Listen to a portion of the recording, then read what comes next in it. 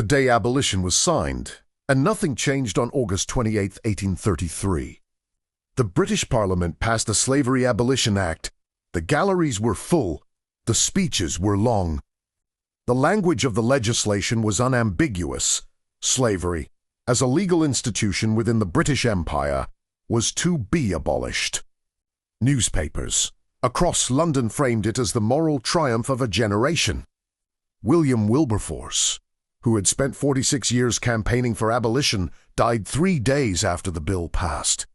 Poetic, what was, in fact, treated as entirely routine was the financial settlement attached to the same legislation. The British government allocated £20 million to compensate the people most affected by abolition. That figure represented 40% of the British Treasury's annual budget. It was the largest government bailout in British history up to that point. Not one penny of it went to the people who had been enslaved. Every pound went to the slaveholders. The names of those slaveholders are not lost to history. They are documented in the Legacies of British Slave Ownership database, compiled by University College London and made public in 2013. The records show that among the recipients were ancestors of former Prime Minister David Cameron, the novelist Graham Greene, and the founding family of the bank that would become part of HSBC. The compensation was not paid in secret. It was administered transparently through a public commission recorded in government ledgers and considered entirely appropriate by the legal and financial establishment of the time. The last of the loans taken out to fund that compensation was repaid by British taxpayers in 2015. This is the first thing to understand about how the system operates. It does not hide its transactions, it frames them. The abolition of slavery was framed as a humanitarian event. The financial settlement was framed as an administrative necessity. Both framings appeared in the same newspapers, in the same week, and were absorbed by the same public, which accepted the moral narrative and largely ignored the financial one. That separation between what a policy is called and what it actually does is not a feature of corrupt systems. It is a feature of functional ones. The enslaved people of the British Caribbean did not receive freedom on August 28, 1833. They received a legal status called apprenticeship, which required them to continue working for their former owners for a period of 4 to 6 years without pay, in exchange for food and shelter. The apprenticeship system was not a transitional arrangement designed to ease social adjustment. It was a mechanism to ensure that the economic output of plantation labor did not collapse between the passage of abolition and its actual implementation. The labor continued. The compensation flowed to those who had owned it. The moral victory was declared in full. What changed on August 28, 1833, was the language, the architecture of extraction, who worked, for whom, under what conditions, with what freedom to leave, was modified in its terminology and preserved in its function. The financial markets that had collateralized enslaved people as assets did not close. They redirected. The capital that had been invested in human property moved into the infrastructure of industrial labor, railways, textile mills, urban housing. The investors were, in many cases, same people who had just received government compensation for their former holdings. The internal logic of this transition is not complicated once it is stated plainly. A system built on the forced extraction of labor does not end because the legal category of the labor changes. It ends when the economic incentive to extract that labor disappears. In 1833, that incentive did not disappear. It was restructured, refinanced, and redirected with full government participation, documented in public records, and celebrated as moral progress. That is where this video begins. Not with the question of whether abolition was meaningful. It was, in the lives of millions of people, profoundly meaningful. But with a more precise question. When a financial system is declared illegal, what actually happens to the financial system? The answer, in 1833, was documented clearly enough that it requires no interpretation. The system was compensated, reorganized, and continued. The people inside it were reclassified, and the records of the entire transaction were available in British government archives for 180 years before anyone built a searchable public database out of them. What slavery actually was before it was a moral question, the moral history of slavery, is well documented. The financial history is not because the records do not exist, but because the two histories have rarely been told in the same sentence. When they are separated, slavery remains a story about cruelty, which it was. When they are combined, it becomes something more precise, a story about a financial system so deeply integrated into the institutional infrastructure of the modern world that its abolition required not the dismantling of that infrastructure, but its adaptation. Before slavery became a humanitarian cause, it was a line item. Enslaved people appeared on plantation balance sheets as fixed assets, valued by health and productive capacity, depreciated over time, and listed alongside livestock and equipment in probate inventories. This was not an informal practice. It followed accounting conventions that were recognized by courts, accepted by banks, and used to secure loans across the Atlantic economy. A plantation owner in Virginia or Jamaica could walk into a counting house in London and borrow against the assessed value of the people he owned. In the same way, a modern business owner borrows against property or equipment. Lloyd's of London, which remains one of the largest insurance markets in the world, underwrote slave voyages from the early 18th century. The risks insured were specific: death of cargo during transit, loss due to shipwreck, and revolt. The vocabulary of the policies used the word cargo without quotation marks, because, within the legal and commercial framework of the time, that is precisely what enslaved people were. The premiums were calculated actuarially, based on historical mortality rates across specific trade routes. The documentation was meticulous. Lloyd's did not issue a formal acknowledgement of its role in the slave trade until 2020. Barclays Bank traces its institutional lineage to a Quaker banking family named Barclay, whose members invested in slave plantations in the Caribbean in the 18th century. The bank that would become J.P. Morgan Chase has acknowledged that two of its predecessor institutions, Citizens Bank and Canal Bank of Louisiana, accepted enslaved people as collateral for loans, and that in cases of default, those institutions took ownership of the people offered as security. These were not rogue operations. They were standard financial practice, conducted within a legal framework that treated human beings as transferable property with accessible market value. The trade itself was organized with the efficiency of a supply chain. Ships were built to specific dimensions that maximized the number of bodies that could be transported. Insurance markets priced the voyages. Merchant banks in London, Amsterdam, Lisbon, and later New York provided the capital. Commodity brokers handled the output: sugar, tobacco, cotton, rice. At the other end, the profits moved through each layer of this system and accumulated at its center.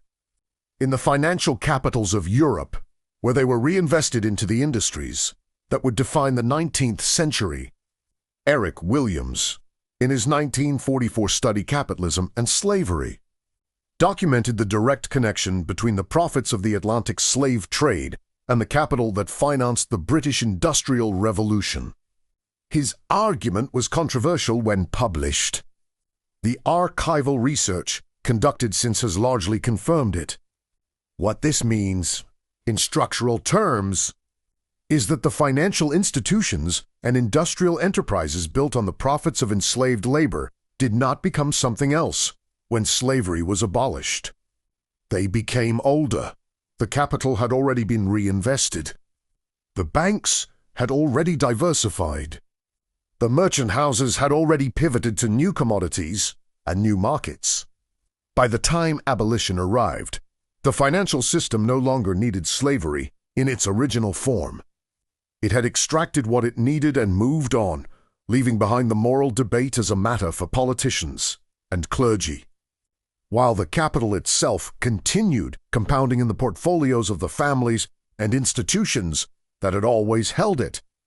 This is the transition that no Abolition Act addressed, because no Abolition Act was designed to address it. It did not change the ownership of the capital that those people's labor had generated. It did not require the restitution of that capital to the communities from which it had been extracted. It did not dissolve the banks, the insurance markets, or the merchant houses that had administered the system. It drew a legal line and called what was behind it history. The system did not end. It changed the category of the people inside it and kept the logic intact. Understanding that transition is not an exercise in historical grievance. It is the only way to understand what came next. It was designed from the ground up as a complete residential community, housing, schools, a library, a theater, a church, a market, a hotel. Visitors came from across the country to observe it. Journalists wrote admiringly about its order and cleanliness. The British economist Richard Ely visited in 1885 and described it as the most perfect town in the world. What Ely also noted, in the same report, was that every building in Pullman was owned by George Pullman. Every shop was owned by George Pullman, and every worker who lived there paid rent directly to George Pullman, which was deducted from their wages before they received them. The workers of Pullman did not live in a town. They lived inside a financial instrument. The company town was not an invention of George Pullman, and it did not end with him. Between 1880 and 1935, hundreds of company towns operated across the United States, concentrated in coal mining, steel, and textile industries. In the Appalachian coalfields of West Virginia and Kentucky, entire mountain communities existed in which the coal company owned the land, the housing, the stores, and the roads. The company, redeemable only at the company store. The company store set its own prices. The company charged rent for housing. The company deducted both from wages before the worker saw a single figure on a pay slip. The economic consequence was not incidental. It was the point. A worker who spent his wages at the company store, paid his rent to the company, and had no access to outside currency, had no means of accumulating the capital necessary to leave. If he fell behind on rent, the debt was added to his account. If he needed food on credit between paydays, the debt was added to his account. The account followed him in some documented cases. Workers who attempted to leave were pursued for outstanding debts under state laws that criminalized abandonment of employment contracts. The geography of the mountains ensured that the nearest alternative employer was not a short walk away. The financial architecture ensured that reaching that employer required resources the worker did not have. This system had a name before it had a critique. The term truck system, from the French troca, to barter, described the practice of paying wages in goods or company currency rather than cash. It was documented in Britain as early as the 1820s, where the Truck Act of 1831 was passed specifically to prohibit it. The legislation was imperfectly enforced and frequently circumvented. In the United States, no equivalent federal prohibition existed until the Fair Labor Standards Act of 1938. And even then, enforcement-slated rural communities was inconsistent well into the 1940s. The Pullman Strike of 1894 is the event most associated with this system in American memory. When the Pullman Palace Car Company cut wages by 25% in response to an economic depression while keeping rents unchanged, workers walked off the job. The strike spread to railway workers across the country. President Grover Cleveland sent federal troops to break it. Eugene Debs, who led the American Railway Union, was arrested and sentenced to 6 months in federal prison. George Pullman never negotiated directly with his workers. When he died in 1897, his family buried him in a lead-lined coffin encased in concrete, fearing that his workers would exhume the body. The fear was documented in contemporary accounts as entirely sincere. What the Pullman strike revealed, and what its violent suppression confirmed, was not simply that workers had grievances. It was that the legal and governmental apparatus of the United States, when forced to choose between the financial architecture of the company town and the mobility of its labor force, chose the architecture. The troops were not sent to arbitrate. They were sent to ensure that the system continued to function. The company town did not survive as a legal institution. The Truck Acts, the New Deal labor legislation, and the post-war expansion of automobile infrastructure made it increasingly difficult to maintain geographic and financial captivity through physical means.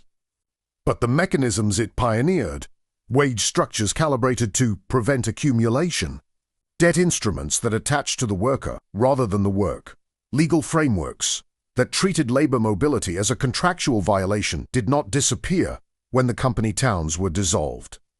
They were refined, digitized, and redeployed in forms that required no mountains and no scrip. The architecture of inescapability does not require walls when the financial instruments are precise enough. That refinement is what the subsequent topics of this video document. The company town was not an aberration in the history of American labor. It was a prototype. That is the first thing to hold on to as this video closes. The compensation paid to slaveholders in 1833 was administered by a public commission and recorded in government ledgers. The financial markets that collateralized enslaved people operated within frameworks recognized by courts in London, Amsterdam, and Lisbon. The company scrip of Appalachian coal towns was distributed openly, deducted from wages transparently, and defended in legislatures by elected representatives. None of what this video has documented required secrecy.